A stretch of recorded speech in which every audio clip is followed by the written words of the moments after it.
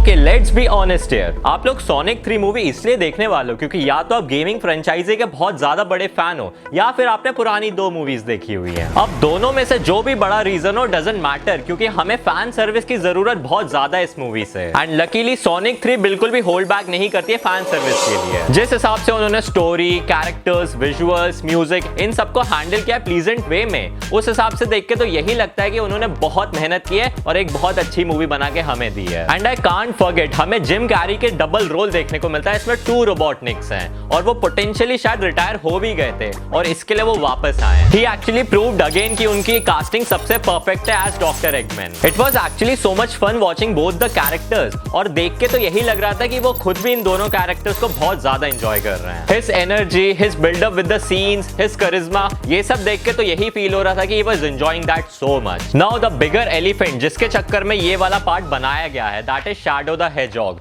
I was so excited to see him. देखा जाए तो शैडो की वजह से एक इंटेंस और एक इमोशनल डायनामिक जो होता है वो स्टोरी के अंदर ऐड हो रहा था। He actually creates a perfect balance between the action and the humour part of it. Shadow is actually everything you would hope for. He is cool, he is enigmatic, he is menacing. उसकी जो screen presence थी वो बहुत ज्यादा commanding थी। Doesn't matter वो एक antagonist है, फिर भी ऑडियंस उसके लिए भी चीयर कर रही थी because people were aware of the game and उनको पता है शैडो की स्टोरी लाइन के अंदर कितनी ज्यादा इंपॉर्टेंस है। एंड हाँ, how can I forget Keanu Reeves. उन्होंने ही शैडो की वॉइस डबिंग की है इस मूवी के लिए and that was an amazing choice. And because of him only shadow का जो एक कॉम्प्लेक्स कैरेक्टर है और जो ट्रैजिक पास्ट है वो बहुत ज्यादा एम्यूलेट होता है। उनकी परफॉर्मेंस की वजह से शैडो का एक बहुत जो रॉ इमोशन होता है वो फील हो रहा था और मैं बहुत ज्यादा सरप्राइज नहीं होऊंगा अगर सेगा वाले उनको एज अ गेम के अंदर भी वॉइस डबिंग करने के लिए देते हैं। बट या ट्रूली सोनिक 3 को इतना ज्यादा अमेजिंग बनाने के पीछे जो फैक्टर है वो है इसकी emotional core. It was not about running fast और epic showdown, this was more about friendship, growth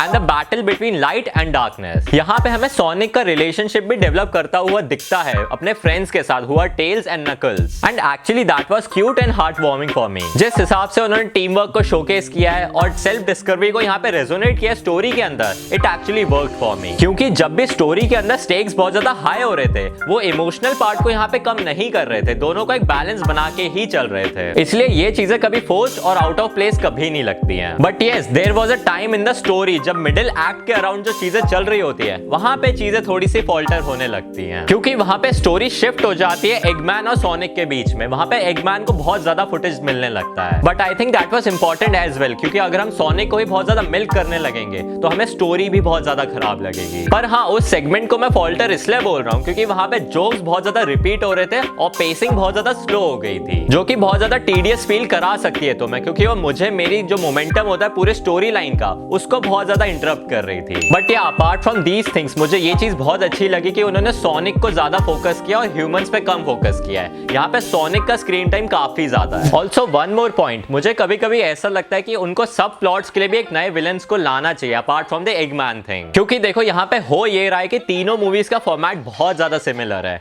आप मूवी में इंट्रोड्यूस कराए जाते हो और लास्ट में आपको विलन से फाइट करनी है और बीच में उसी का ही एक ट्रैक बना हुआ है। आई जस्ट होप कि अगर वो लोग नेक्स्ट पार्ट बनाए तो उसमें वो लोग सब प्लॉट्स के लिए भी बहुत अलग अलग विलन्स को लेके आए। एंड या apart from this it was a true celebration of Sonics legacy and it was a perfect evolution of the character and the story. क्योंकि मैं थिएटर से बहुत ज्यादा एंटिसिपेशन के साथ ही बाहर निकला हूं and I am too excited for the next movie. And yeah it was a great experience for me and I should definitely rate this movie 7.3 stars out of 10. Yeah, that's it for this video and I hope you enjoyed this video and thank you so much for watching and I'll see you guys in the very next video.